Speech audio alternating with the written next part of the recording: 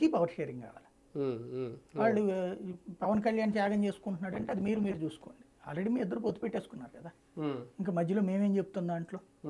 సీట్ల పరంగా మీ ఇద్దరు పొత్తు పెట్టేసుకున్నారు, ఇంకా మేము చెప్పేది ఏముంది? అలాగే పార్లమెంట్ సీట్ల పరంగా కూడా మీరు అనుకున్నాక ఇంకా మేము చెప్పేది ఏంది?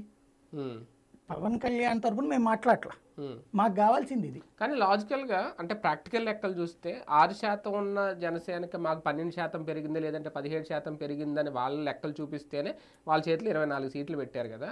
అలాంటిది పాయింట్ శాతంలో ఉన్న భారతీయ జనతా పార్టీకి ఏ స్థాయిలో లెక్కలు చూపిస్తే మీరు అన్నట్టు 25 లేదంటే 15 సీట్లు ఇవ్వాలి? అవసరం లేదు కదా, పొత్తు వాళ్ళు ఏమైనా బతిలాడుతున్నారు వీళ్ళని. వీళ్ళకి అవసరం కానీ వాళ్ళకేం అవసరం? 0.8% వచ్చినాయి మొన్నటిసారి, కాబట్టి వదిలేసేయండి. మరి ఎందుకు పట్టుకుని ఆడుతున్నారు? ఎందుకు ఇంకా లేట్ చేస్తున్నారు? 0.8 ఇప్పుడు మరి ఆ లెక్కన తెలుగుదేశం పార్టీ 40% వచ్చింది, ఎదురు కలిపి 46గా రేపు ఎట్ట అధికారంలోకి వస్తారు? అప్పుడు బీజేపీతో కలిపి 0.8గా 46.8 47గా అధికారంలోకి ఎట్ట వస్తారు? ప్రాక్టికల్ గా అదే లెక్క అయితే అధికార పక్ష వ్యతిరేక ఓటు 5 ఏళ్లలో ఉంది, అదే అనేది అదే లెక్క అయితే గనక అప్పుడు అధికార పక్షం ఓటు తెలుగుదేశానికి ఎందుకు వేయాలా? ప్రభుత్వ వ్యతిరేక ఓటు.